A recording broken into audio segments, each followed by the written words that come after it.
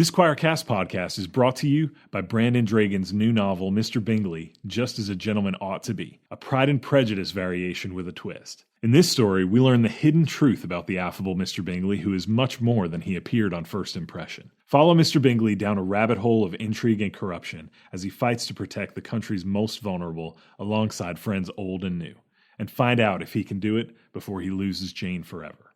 Find Mr. Bingley on Amazon now.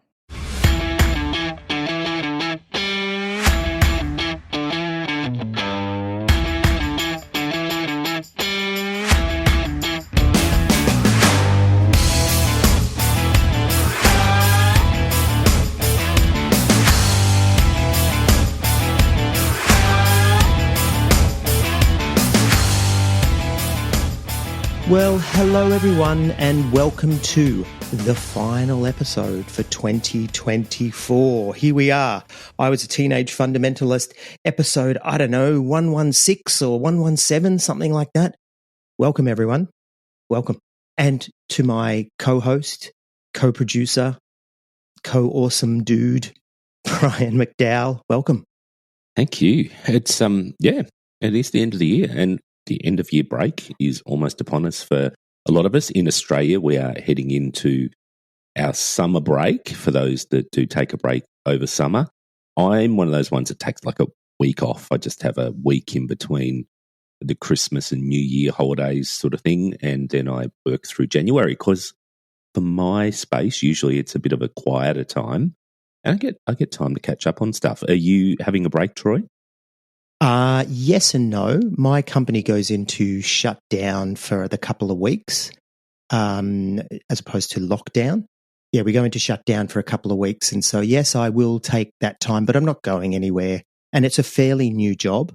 So, you know, it's not like I'm exhausted by the role or anything like that. But, I'm looking forward to it. I think a lot of our North American friends probably don't realize how much we do shut down, because they tend to sort of, they have a little bit of a break, and maybe some of the schools will have a couple of week break. But for us, this is our summer. So the kids are all off school. A lot of companies shut down over that sort of Christmas, New Year period and beyond, because, it's summer and it's just a good time for people to go away. So for us, this is our June, July, August coming up, and we're just ready to step away and have a break. I don't know about you, Brian, but I'm ready for this break from the pod, not because the pod is bad or anything like that, but it takes a lot out of us, and we say that often, not just emotionally, but also time and effort and energy. It's not all bad at all, but I'm ready just to take a break, put it down, clear my head, watch a lot of Netflix, watch a lot of football, and just veg out. I don't know if you're allowed to say veg out anymore, but that's what we'll do. We will veg out. Yeah, it's been a massive year, and I think that's something that we've spoken about on and off throughout the year for very different reasons. But yeah, it's been a killer, and I have passed a milestone. Which did it hurt? Yes, no, that was a gallstone, and then I got rid of my gallbladder, so I don't have it anymore. But I passed a milestone. I've been in the workforce full time for almost 40 years, and I've never ever been in a job more than 3 years and 5 months. That was my record. Now, I've been with organisations longer, but I've always changed jobs within that organisation and within areas of focus. But this is the first role that I'm in now that I've been in for more than 3 years and 5 months. That's a biggie for me. That is. So 3 years and 6 months? Is that where you're at? I am. I'm 3 years and 6 months. So it's funny whether it was a subconscious thing or not, but I started to get itchy feet and going, is it time for change? Is it time for change? Because I always know I'm very conscious 3 years and 5 months is my thing. And I was maybe like, maybe it's time, and maybe that's just my natural cycle in a job, that after that time I need a change. But no, here I am, still enjoying the role that I'm in. It brings something new to me every day, so it's not as if it's the same old. It's not a Groundhog Day job, but God, it's just it's a record, and I feel good. I feel grown up. Do people from your work listen to the pod? Like, can we ask probing questions, or probably best not to? Look, I think there could be a couple of people that listen. All There's right, a couple we'll leave it alone. We'll leave it alone. I won't ask you the questions that I really want to ask. I'll ask you offline. You can ask them. I don't mind. And if they become too probing, then I can just say, "Hey, editors, can you edit those out?" No. I'm not going to go there. And I was, joking anyway. No, it's good. We did get to a time this year, probably a little bit earlier than usual, where we had this point in time where our plates are really full, and it's usually the first or second week of December where we go, this is a next year problem right now. Let's put it on the list for next year. We hit that this year about mid-November, and it's because we had some huge things happen at the moment with the state that we live in, Troy, Victoria, in Australia. Well, our present government and past Premier has completely fucked the state in terms of financial, and we lost our AAA credit rating, which is a very big thing for a state, which means when you drop down to a AA or an A, whatever it may be that you've dropped down to, your interest rates for your debt become greater, so harder and harder to service. So the state, what it's had to do is really tighten its belt. It is loaded taxes. We're the most taxed state in Australia, but the work that I do is funded primarily by government. I think most of our funding comes from state government. So it's meant that there's an on-flow. There's not as much money coming through. There's efficiencies that we've got to find, which we don't have to find in normal years. So it's put a lot of pressure on us, and it's put a lot of, I think, challenges, because when times are financially tight, families that we help are going through it as well. And we end up having to see more families and help more families. But the problem is, at the same time, funding is contracting. So you've got this problem where you've got more people trying to access your service for help, and you've got less money to service. So what do? You've got to innovate. You got to find ways to help community and even motivate community to help itself. So, it's been a hard year. It's been, and I think it's going to be like this for a few years. So it's hard times living in Victoria. Oh, I'm sorry to hear that, man. I'm sorry to hear not only that people are suffering, but also that you've had to ramp up to accommodate. Not good. Well, I had a rough year with work as well. I did work for a large multinational corporation, and stock prices are at an all-time high and all that kind of talk. And yet, I just hit a bad patch in my career there, and I was forced to step away and look for something else. So I'm still in that corporation. I'm still adjacent, so I'm still working in the space. So let's not bite any hands that feed us by naming them or anything. But it was a rough time, and I was not in a good space, and that was sort of affecting every area of my life, and it was affecting my ability to focus on the pod as well. We still did everything that we needed to do, and I'm still very proud of the work that we put out there.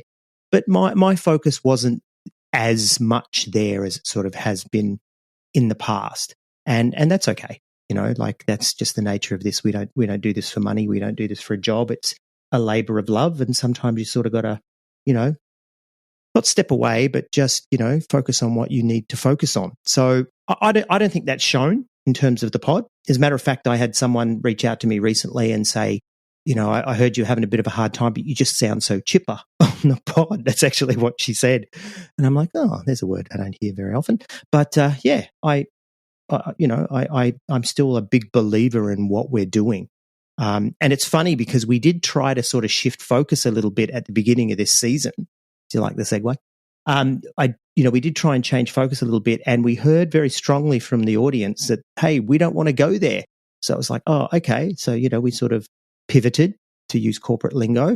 And I'm glad we did, to be honest, because I kind of like the way that we sort of landed for the rest of this season. I think it was a really good balance between still telling the stories that need to be told and, the darkness and the negatives, but also focusing on people that have made something of their lives, that have continued on.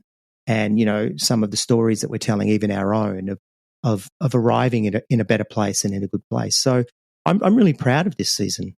Brian, what about you? How did you feel?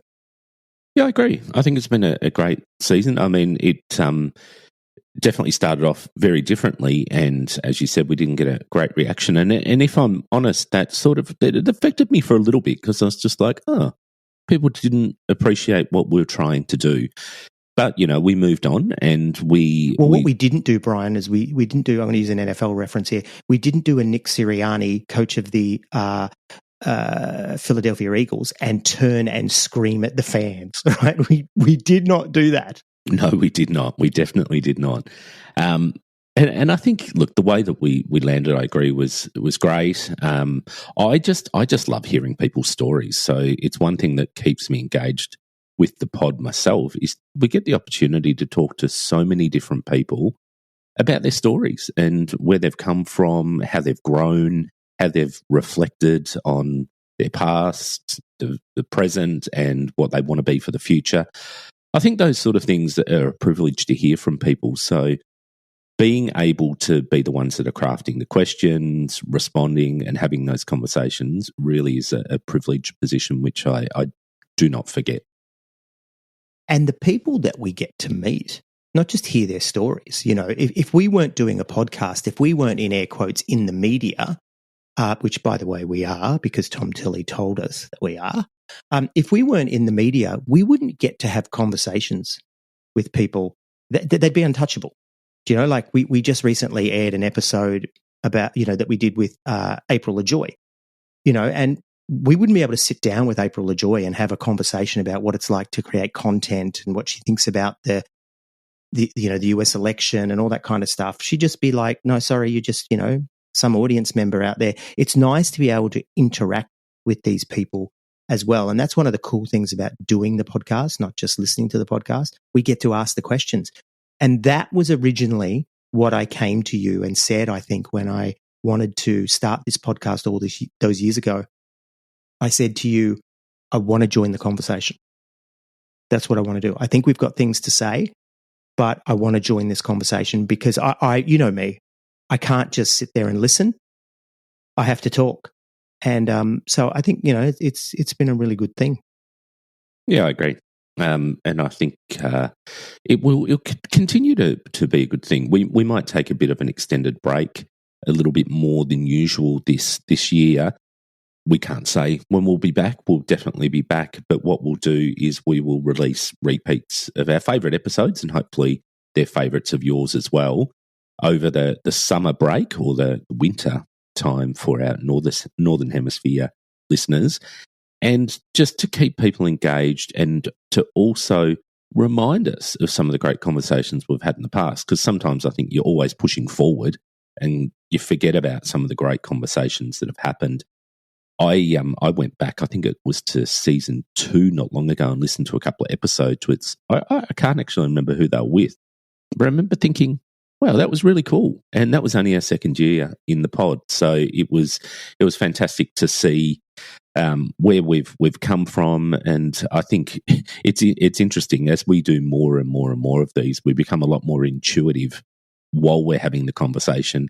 And quite often we can flip it completely different to our preparatory notes, which we've put together, and we just go off and we follow intuitively where it's going to go. And that excites me too, because I just think we come into a conversation with an idea of where we want to take it, but we never really know where it's going to end up, which is awesome. Yeah, I agree. It is a lot of fun. And if you hear that in us when we're doing this podcast, if you think, wow, they sound like they really enjoy this, it's true, we do. But I don't want to forget about the fact that, it takes a village to raise a podcast, and it really does. And there's a lot of people behind the scenes that are helping us out. And so I think now's a really good time to call them out and thank them. First person that I want to thank is Leanne, who does our transcribing. And so when you see those episodes, literally, that's because Leanne has actually spent some time and she's, got in there and created that for you and for us. So we're very, very grateful to Leanne. Leanne is a machine. Like, I just think about the amount of words that she types because, our average episode's around about a bit over an hour. And I see those transcriptions and go, dear God, there is a lot in those. And it's not just our podcast that she does them for, and she does it out of the goodness of her own heart. And I think that she obviously enjoys it, otherwise she wouldn't do it. And I know that it's so great to keep a written record, and for those who require those to access the podcast, it is incredibly appreciated. So thank you, Leanne, and surely you're going to have RSI, or maybe not. Hopefully you don't. Next person I want to thank is someone that came on this year to help us out with socials, and that's Ava. Ava has done such an awesome job with the socials and just the engagement that we've got from them. And I just love that she is so creative and loves to play with the platform and using Canva. There's a plug for Canva. If you want to come on board and sponsor us, Canva, here's your opportunity. And I'm loving it. Like, I see it and see people's responses to it, and it's just awesome. Except that, there has been some people that respond to it that we've had to moderate their comments this year because they over-respond. But special shout out to someone I'm not going to mention. Don't say that person's name, or they will start sending mail to your workplace, which they did. So don't mention the war, right? That is one thing that, yes. We got stalked. Or actually, you got stalked. And I think that's funny. That shows that we have entered a new stage. You got stalked. Yeah, it was pretty hardcore. And, they rang my work, contacted my work. They cyber stalked me, got hold of information. And it was a little bit concerning because I had asked them a couple of times to please not engage any further. I was very nice about it. We had to block them from many different platforms. I had to do it for all my personal social media as well. And yes, it did bleed into my work, which was an invasion of my privacy, which I found difficult. And but what it did was we got a few new listeners at work because this person was ringing going. And there was people at work, particularly our front of house people, going, "Hey, have you got a podcast?" And I'm like, "Yes, I have." And they're like, "What's it called?" So famous that I now have a stalker. Yeah, it's just like, it's funny because we didn't think we were going to talk about this. Forgot about that. Yeah, totally. You got stalked. Yeah, amazing. I did. And if the person who was doing that is listening, I just ask you, please, I've asked you not to engage any further, and I ask you again not to engage any further. It's Is that what your lawyer told you to say? Yes, please cease and desist. So anyway, that took us from Ava to Stalker. Yeah. So back to Ava, because we don't want to forget about it, because she is amazing. She is amazing. Right, we're not going to tell you where she lives, but she lives in an amazing place in the US. And because she may get stalked, but she's just wonderful, and she's great too. I mean, these people are all ex-evangelicals themselves, and we have a little chat group that we run, talking about the business of the pod and stuff, and just Ava and Leanne both, and others as well, just the sarcastic comments and stuff, and the calling out of the bullshit. It's just nice. It's really, really nice. It is. It's great to have disillusioned people in our little group. So it's fantastic. Troy, who's next? I want to thank three people who have just, without them, without all of them, but without these three people, the pod would no longer exist. And that's a fact. And that is our sound engineers.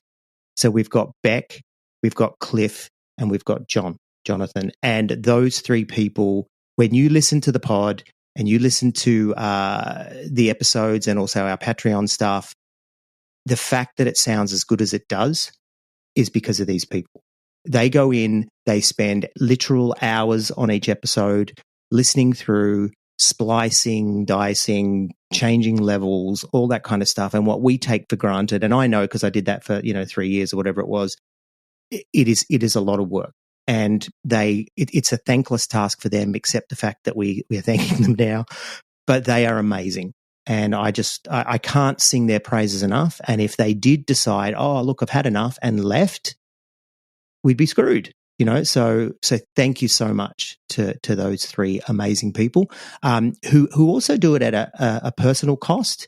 They've got family and friends that are still in the church. And so for them to do this and put their name to it, amazing. So thank you to you three. You're just awesome people.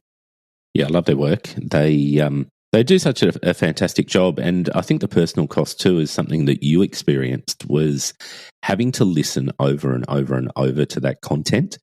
You're really immersed in it. And some of the content's not easy to listen to, particularly when they may be talking about something that you've experienced yourself, and it can be slightly re-traumatizing often. So just want to recognize that and thank these people for pushing through that, and also just recognize that you are amazing. That's all. I'm not going to keep banging on about it. They are the Trinity of our sound engineers. They are the Trinity.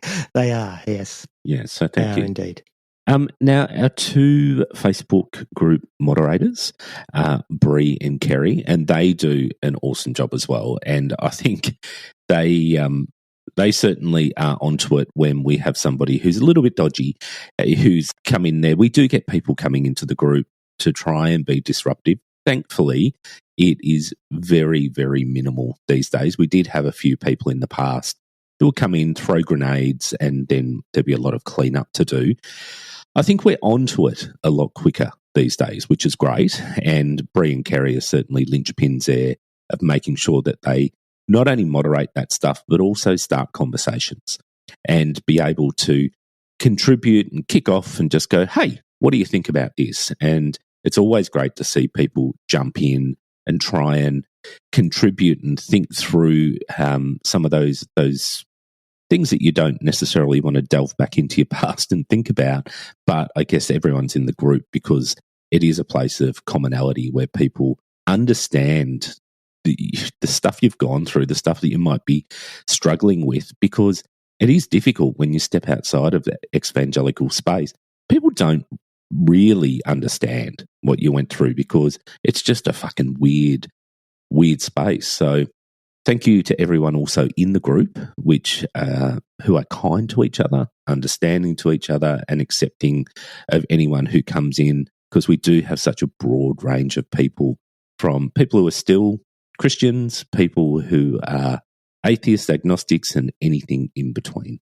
Yeah, and I think, Bree and Kerry, what a lot of people don't see is that they do make it a safe space.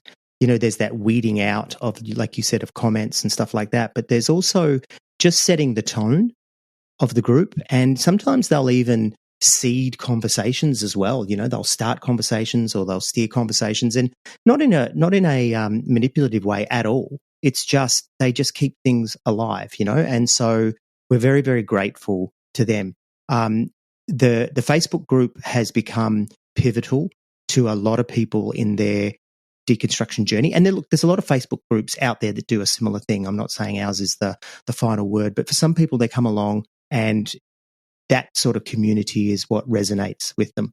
And I know there's a lot of lurkers as well. There's a lot of people that just turns up in their Facebook feed. They go, oh, that's interesting. And read it, take something from it or not and move on. But there's the people that really get in there and discuss and chat. So yeah, very, very grateful to Bree and Kerry for keeping our Facebook group alive. Have we forgotten anyone? Is that? No, they're our core. They are our core 7. And they're our core 7, yeah.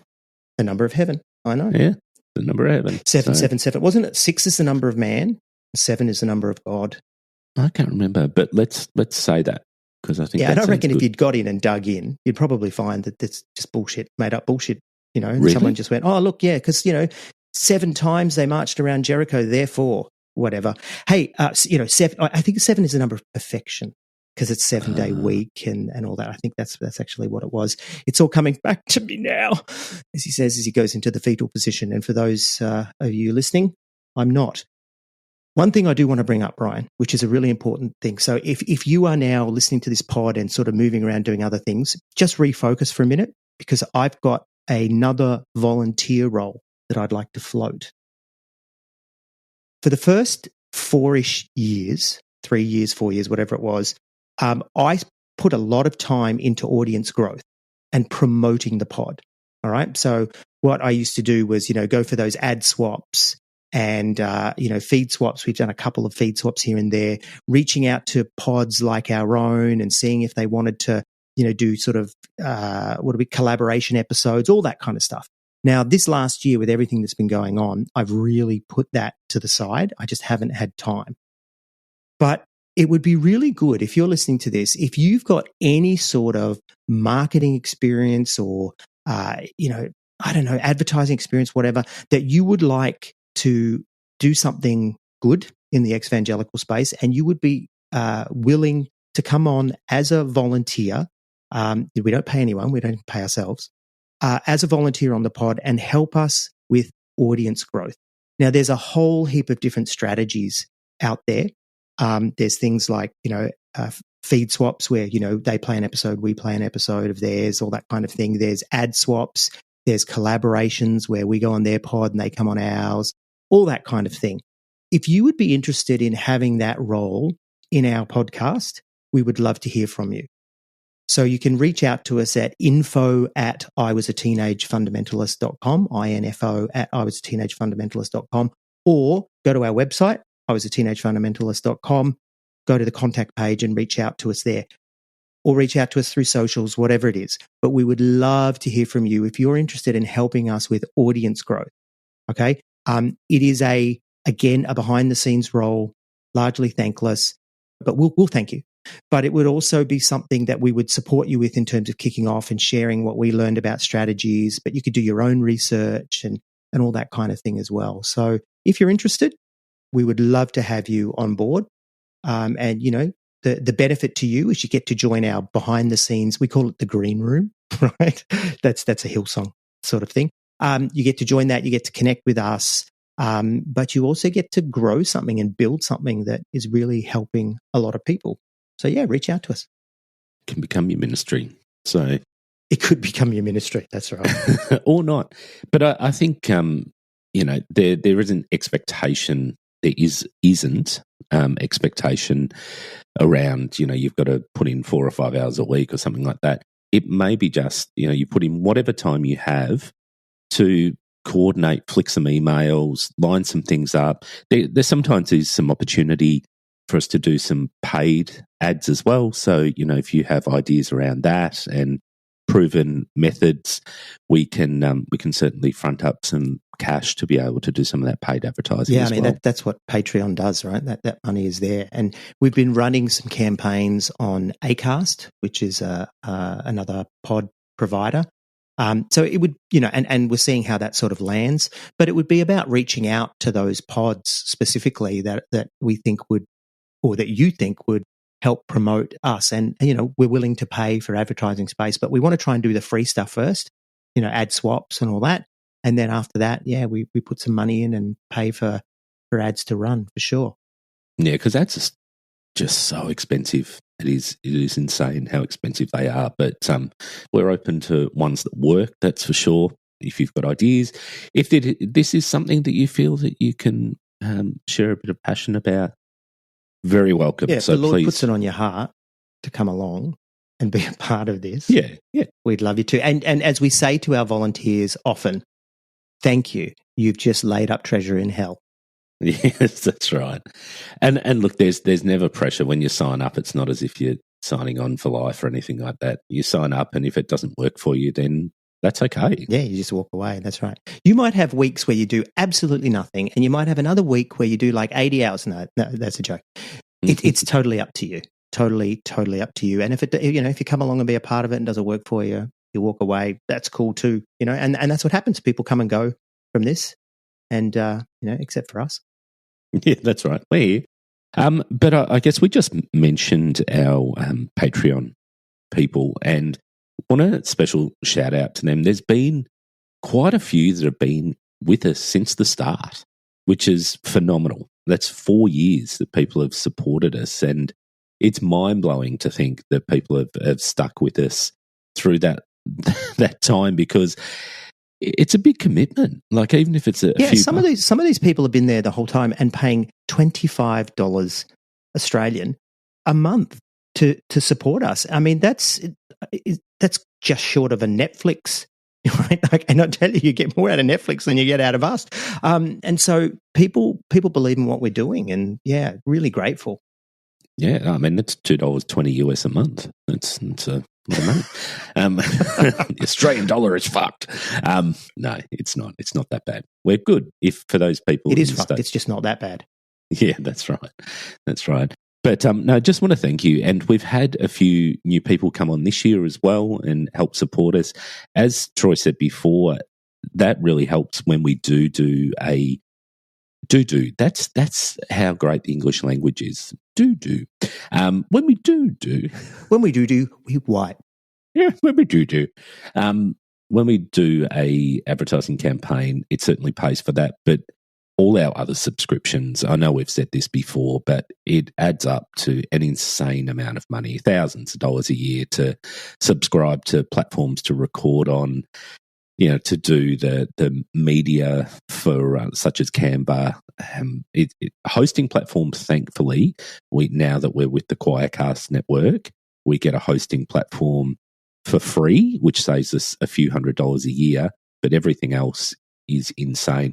That's probably one thing to mention, actually, is Choircast. Thank you to Choircast for bringing us on board. I think we might have discussed this when we did come on board, that there was a couple of years where they were saying to us, hey, you come on board. And we did meet with them probably 2.5 years ago.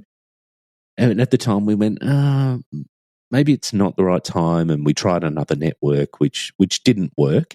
And now we've gone to Choircast. It's just great. Like you definitely hear some ads in there, particularly if you're based in the States, because all the ads are targeted to our US-based audience. That we have had some feedback that they can be a little bit interesting. Some of the targeted ads, for things like pastor retreats and movies about Jesus and all this sort of thing. So yeah, we can't control that, people, and we're sorry. And we're sorry if it triggers you. But what happens is we're with Choircast, and then it's a third party again that does the targeted ads and stuff. And so, yeah, it's hit and miss. And so we're sorry if you're hearing Jesus-y stuff, but that's the genre that we live in as a pod. So yeah, you get some of those. But for what it's worth, the reason we do it, we're happy to milk Christian organizations to take their advertising revenue and put it towards undoing the shit that they're still trying to do. So you could look at it like that as well, that, our audience is not going to vibe with the pastor's retreat, and yet we're going to take their money and undermine the pastor's retreat. I don't know, maybe I shouldn't have said that, but that's the way it is. But Choircast is an interesting mob as well, because largely made up of progressive Christians, whereas we are post-Christian, and but they're lovely people. And so, yeah, usually at the pre-roll, just before we kick off, you will hear one of their ads, and we can be more specific with that. So I tend to find the ones that are more progressive and more even post-Christian themselves. And so, yeah, that's how that all works. But yeah, good mob, and thank you for having us on board at Choircast.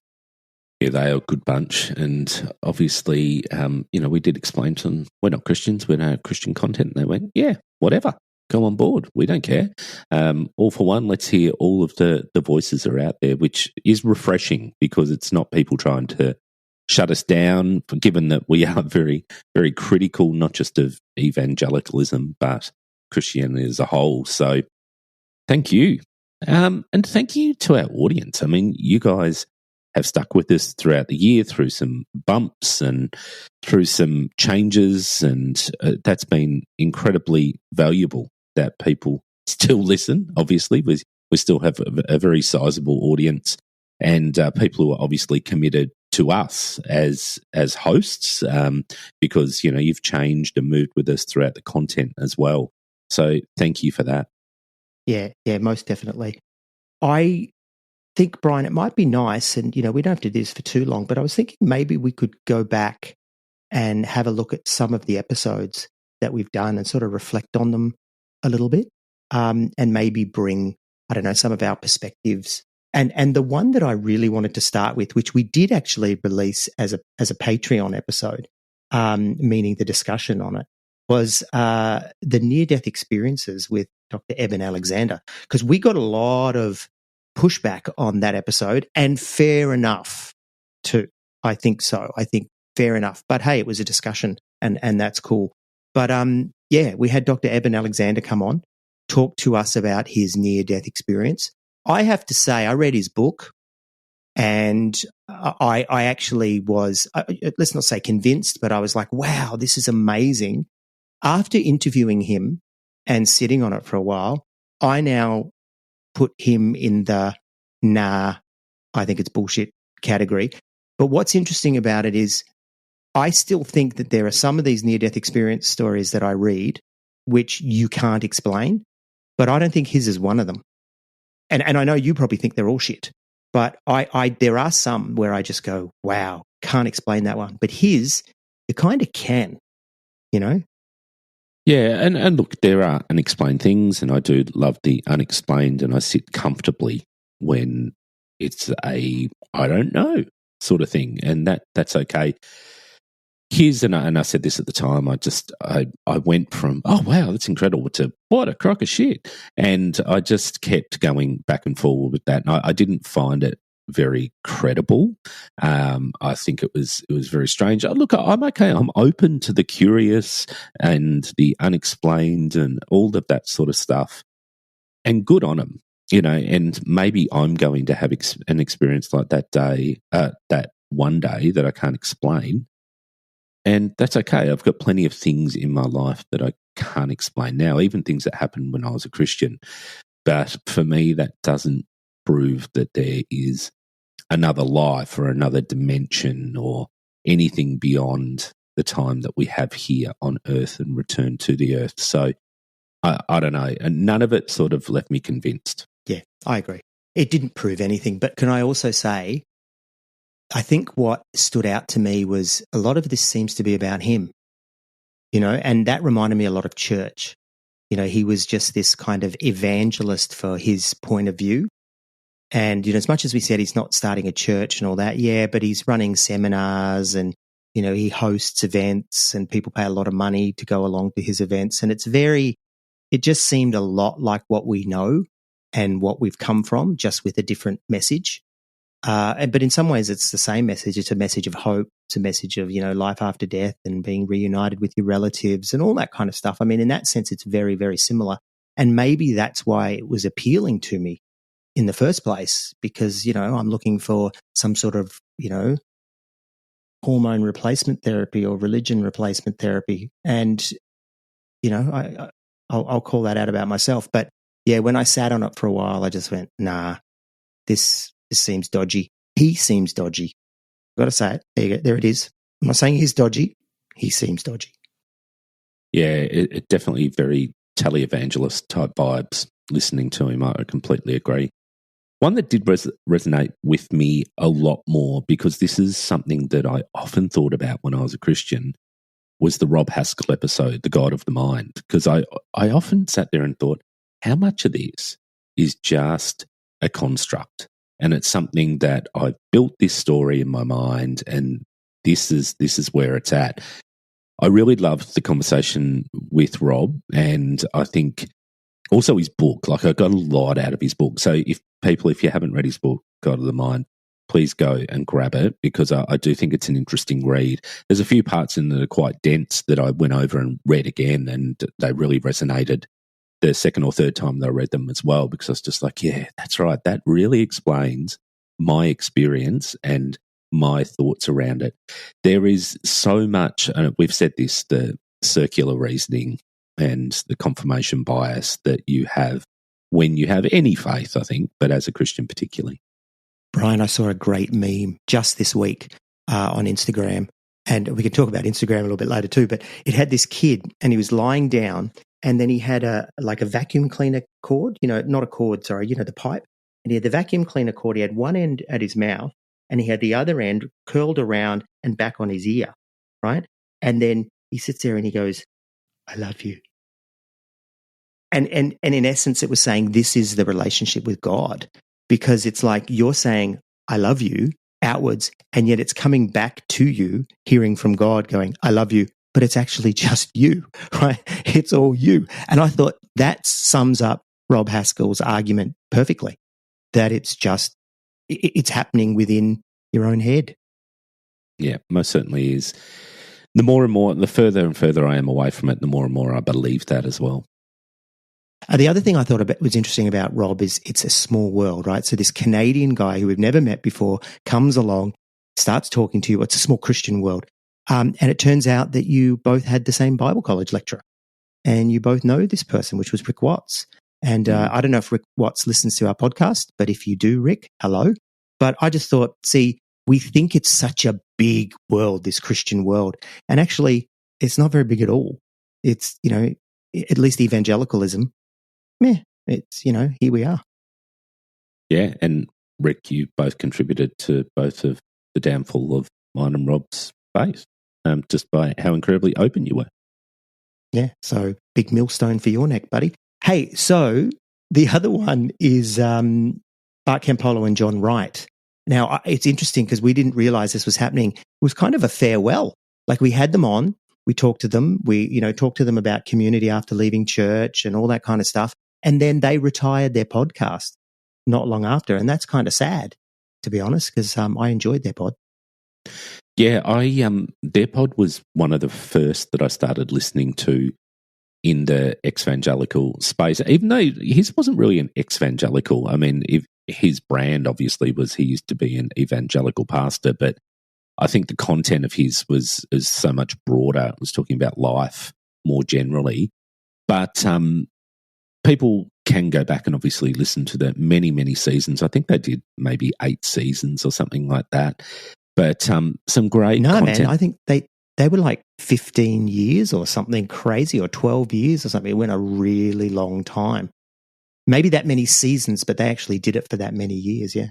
Yeah, it's crazy, isn't it? But yeah, some great content. And that episode, I think, will stick with me as one where you locked horns with Bart a bit on that episode. And you locked horns particularly around the trying to find community and replacing essentially our experience with church with a secular group or environment. And no, it was a secular version of church. And the problem that I had with that is I don't think that the beliefs are just the problem.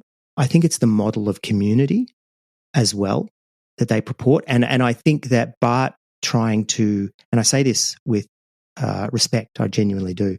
I think Bart trying to rebuild that speaks more about a sense of loss within himself and what he wants, and what he's trying to replace. Come back to, replacement therapy. And I don't criticize him, as a person for this, because I know I do it too. I went around looking at, the School of Life, which is, that, what's his name? Alain de Botton's group. I looked at some of those secular communities. I looked at, progressive Judaism. I looked at Buddhism. That desire to replace that is full on. Yeah, but I didn't vibe with what he was trying to do, and I'm not surprised that it didn't work, because I think people basically, get to a point where they go, it's the whole system that's flawed. It's not just, archaic beliefs. Yeah, and I think that the system of Christianity requires that reinforcement and, stick within your bubble and all that sort of thing. So when you try and recreate it outside of that, there's so many other influences and pulls of people that you don't necessarily need that. I know some people need it, and there's a real loneliness epidemic across the globe, and people absolutely do need that, but I'm not quite sure it's the answer, like you said as well. Yeah, and, Bart's not here to debate us, but I think it actually speaks to the cultic nature of modern churches. The fact that if you do open up and do all the right things, it doesn't work. And the reason why is because it's an unhealthy dynamic that needs unhealthy things to drive it. These things need to be in place. And when you take those away, like, fear and guilt and eternal damnation and these other things, these communities don't last. And they don't work. And I think it's because we as humanity, the communities that we live in now, they're much bigger and broader, and we make do with what we have to make do with. Whereas when you try and force everybody into a way of doing things or a certain set of beliefs, we're going to hang around because we all believe in, evolution or something like that. It just doesn't work. It just doesn't work. I think as humans, we're broader than that. And I think that's why so many of us eventually break out of those narrow expressions of community, and because we have to. And that's really what rubbed me the wrong way the whole time I was in church. It was just so narrow, and, narrow ideas and narrow ways of being. And it's, remember the box revelation of those, two people dancing in the box, and one, they're both fighting for dominance, and one pushes the other one out of the box, and then they're dancing around on the stage and they've got the whole world. And the other person, yeah, you win, but you only won the box. They continue to go round and round. The other person's out here dancing. I think that's what I truly believe now. And maybe that's why I pushed back on Bart. It's like, have that, but don't try and make that the center of your life, because I just don't think it's going to work, especially if you're whole, which he is, right? He's a whole person. He's learned from what he went through with Christianity, as have we, to not employ those toxic processes. And that's why I think those sort of communities don't last. Yeah, I agree. Many of them try to get up, even here in Melbourne. Is it the Sunday Assembly or whatever it was? Is that what it was called? Yeah, that tried.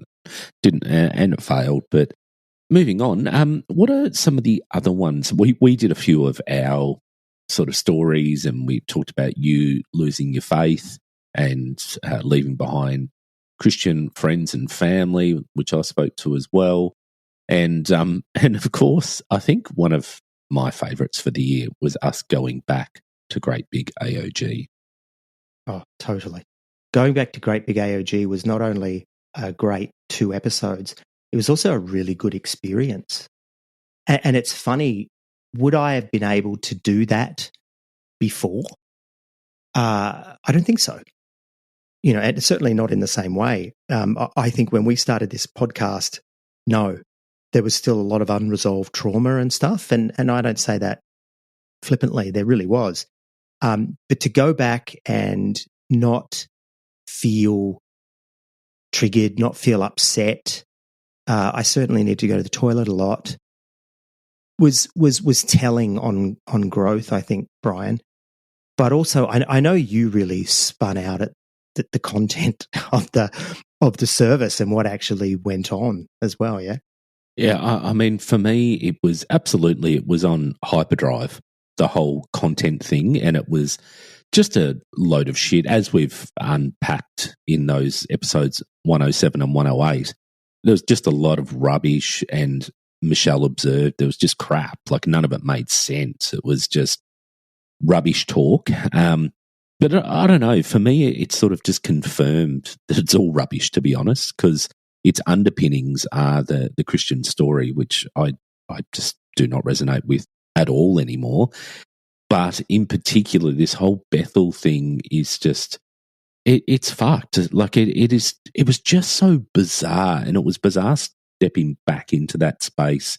I didn't know what to expect. I didn't know we'd actually be walking into Bethel. I had no idea that they had such strong affiliations. I thought there might have been a flavour of it, but those affiliations were out there. I mean, they were talking Bethel shit constantly. So for me, it'll be interesting when we do we're going to visit a couple of other different denominations. We will do Hillsong, as we've spoken about, but we've also spoken about doing a Planet Shakers, here in Melbourne. Yeah, Planet Shakers, you're on notice. We're coming. Yes, there will be photos of us around the space, I am sure, and there'll be wanted signs. I don't even know how big Planet Shakers are. I don't even know where they meet these days, to be honest. But let's see, and we can visit them sometime early in 2025, and then we'll line up a Hillsong visit as well. So let's see. That'll be an interesting time. Yeah, it will be. The other thing, Brian, in terms of, the actual visit and everything, and you saying that it was very Bethel and Bethel's just crazy. I don't think Bethel is that far on from where we actually were when we were in that church. And I think that actually speaks to the fact that Great Big AOG was always really pretty wacky. And the Assemblies of God, Australian Christian churches now, as they're known in Australia, have always been pretty wacky.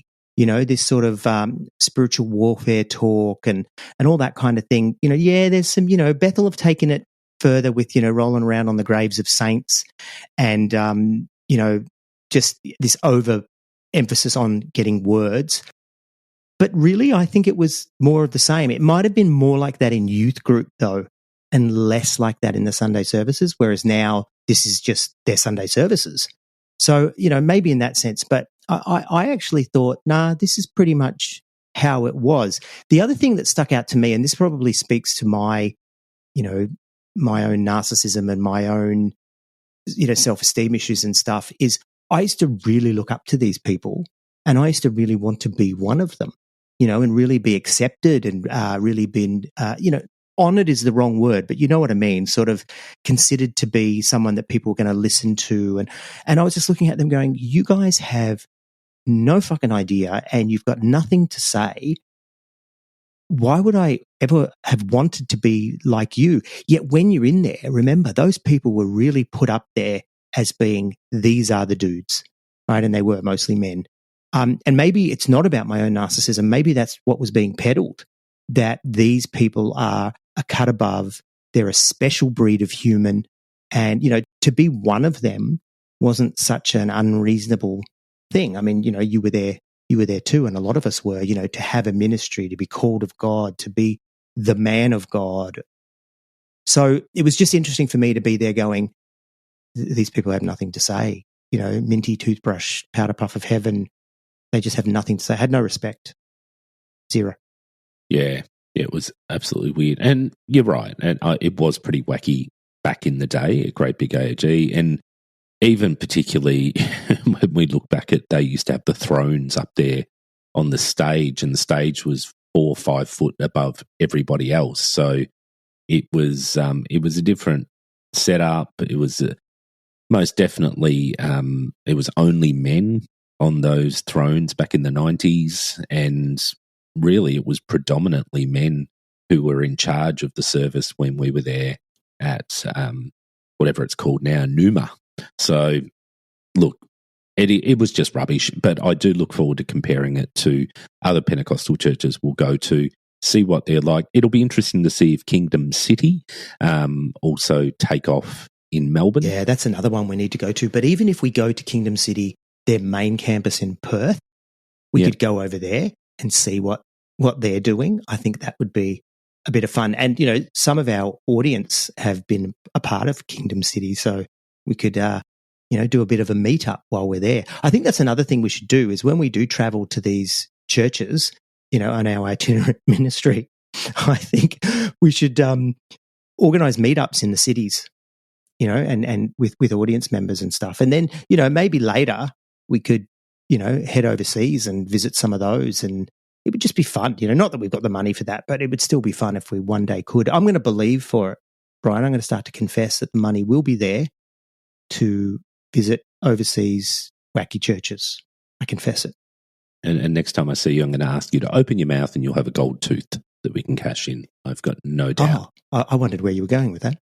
I really did. Next time I see you, I'm going to ask you to open your mouth. Oh, okay. Look, we're close, but not that close. Look, not anymore. Not anymore. That's right. So much good stuff happened. I think this year it was a big year. We had 20 odd episodes, 22, 23, and then we had 5 Patreon episodes as well that we released for our subscribers. So lots of content, I think, to look back on this year. Lots of great conversations. Kate West was another one. Fuck the Patriarchy was our conversation with Kate. And also You Can Take the Girl Out of Fundamentalism with Laura Anderson. Both of those episodes got a really good response too. Lots of people connected with them, connected with the experience, but also with what they said during the interviews as well. There was just such great stuff. But also the neurodivergent stuff with DL and Crispin Mayfield. Obviously, there was a connect with you and DL around that space around neurodivergence, both with your ADHD diagnoses, with conversations around what are the other bits around the edges, but also more importantly, how does that affect you engaging as a Christian? And how does it affect your faith? And I thought that was a fascinating conversation. Yeah, exactly. Being able to look back and go, like even then, Brian, talking to you about, wanting to be accepted, that has a lot to do with the ADHD and rejection sensitive dysphoria. And, it's not necessarily about being a narcissist. It's about wanting to be loved and accepted, which maybe is what's underneath with narcissists as well. But still, that has totally changed the way I see my schooling. It has totally, look back on my schooling. It has totally changed the way I look back on church, the way I was. It totally changes the way I am with work. I'm saying to people now, hi, my name's Troy, I have ADHD. I just put it right out there. And I probably don't need to do that. I probably shouldn't do that. But yeah, it colors everything. And so talking with them both, and seeing that there's probably a little bit of, a little bit more depth to the autism stuff as well than I thought. It's funny because years ago, someone said to me, have you ever thought that maybe you're on the autism spectrum a bit? And I was so offended. It was like, oh, how very dare you? And now I'm like, oh, maybe I shouldn't have been so pissed off at that person, because it is there, whether I'm deep in the deep end or whether I'm just in the shallow end, let's face it, it's there.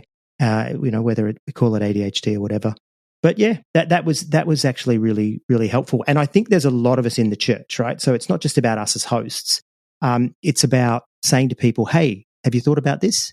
Maybe this is why. Maybe it's not really that, it was all X. It might be this neurodivergence comes in and brings a little Y and changes it all. Yeah, it's worth pondering for sure.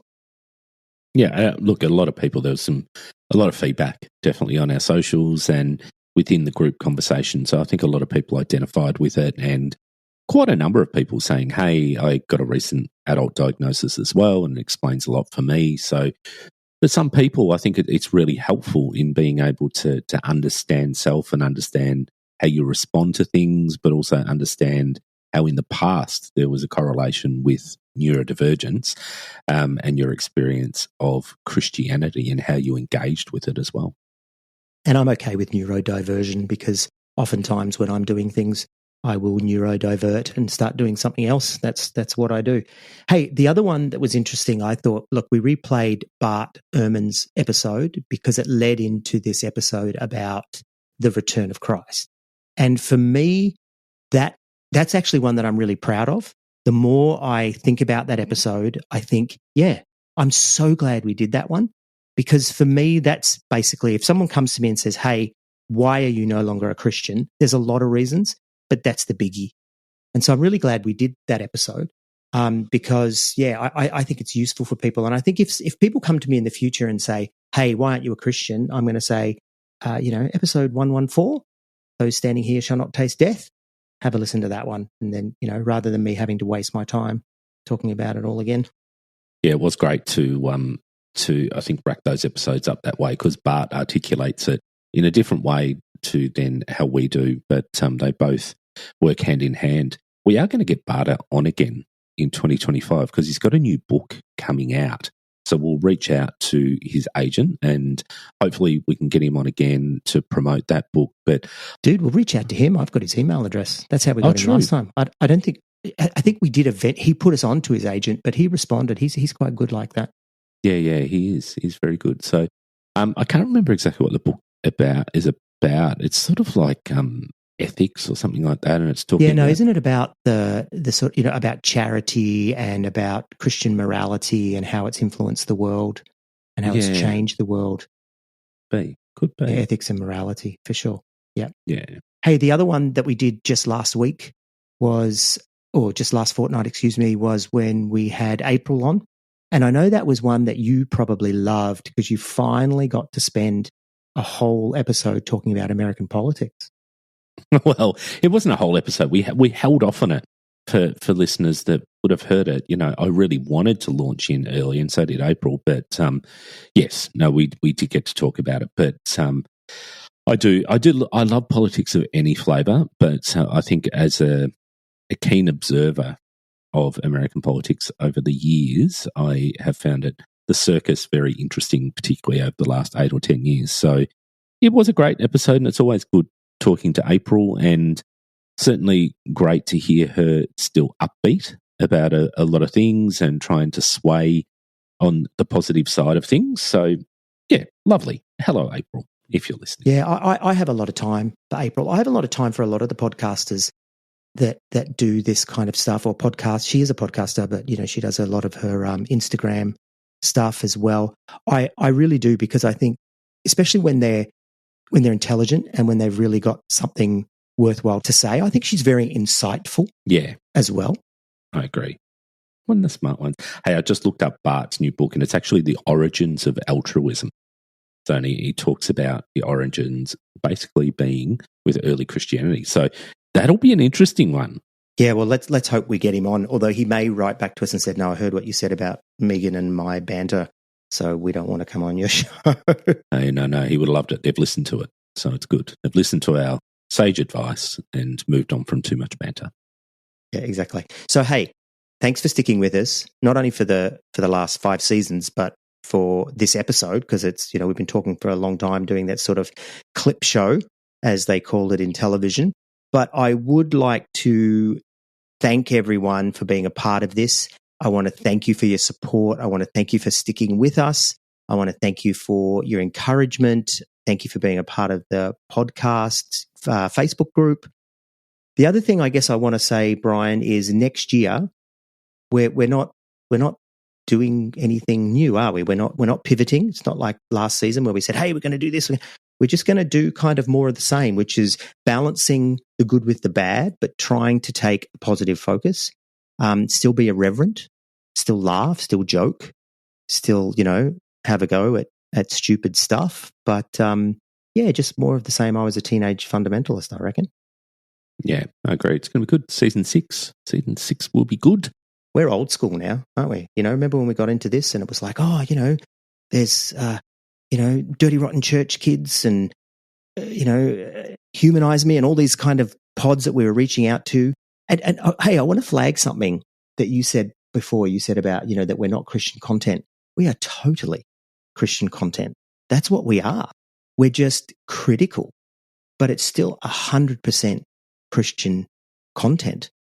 And, I think that's one of the things that this podcast is good at, is because we have nothing to lose. We're not going to alienate a donation base. We're not going to, ruin our ability to be invited to churches and speak, or our careers, or alienate family and friends, although we do that. But we are able to say the things that a lot of people still in the scene would love to be able to say. And we get that, don't we? We get people coming to us that are still in the church going, "Yeah, I agree with you on that." Totally. And it shows where my brain is, because I don't even remember saying this isn't Christian content. So I must be completely away with the fairies. Yeah, when you were talking about Choircast, you were saying, hey, we're not doing Christian content. But we totally are. Yes, we are. It's not even anti. We're not coming out anti-Christian. We're Christian critical. Let's just call it Christian critical. Well, whatever you want to call it. It's funny because the Mormons used to say that, is this anti-literature? And it's like, no, it's not anti. It's not anti-literature. It's us trying, and it's like, no, it is. And look, we are critical. And I think some things we're not anti, or for our American friends, anti, but some things we are. Some things we're saying, nah, sorry, this is bullshit and you need to stop. But are we anti-people? No.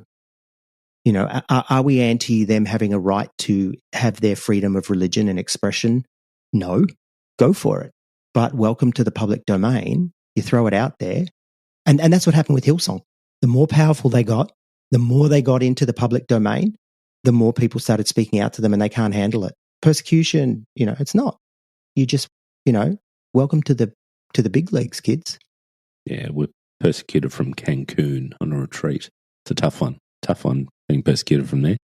Hey, folks, thank you for a great 2024. We're really looking forward to 2025. Keep your eyes peeled, ears peeled, whatever, peeled, for more information around when we'll be coming back. As usual, we will go, hey, we'll be coming back on X date, and we'll drop an episode there. But until then, listen to some of our favourite content from over the years, and that's our summer series, our Southern Hemisphere summer series. That's right, yeah. And we're going to drop it weekly as opposed to bi-weekly. So we're going to do that. So, get ready for that. But when we do come back, we will go back to being bi-weekly, because there's nothing wrong being bi. Is there, Brian? There is not.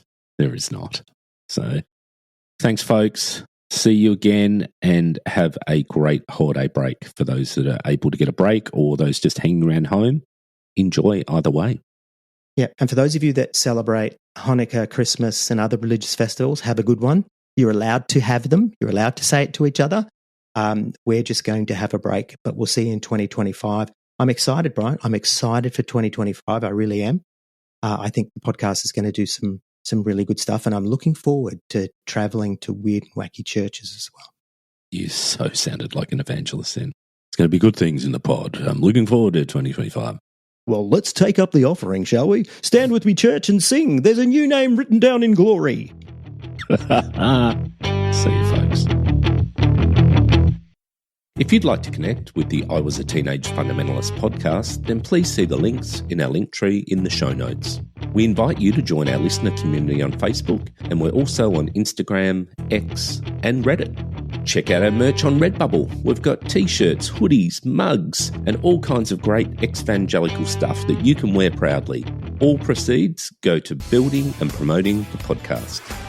We want to give a huge shout out to our Patreon supporters. Subscribers get a range of benefits, including free merch, early access to episodes, access to our exclusive subscribers group, and monthly bonus content.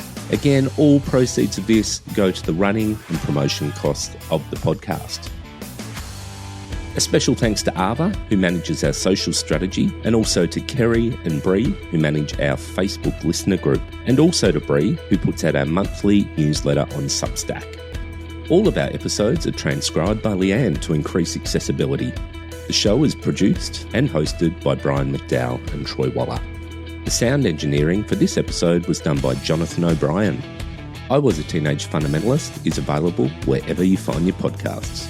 Again, you can find all our links in our link tree in the show notes. Or why don't you pop across to our website at www.iwasateenagefundamentalist.com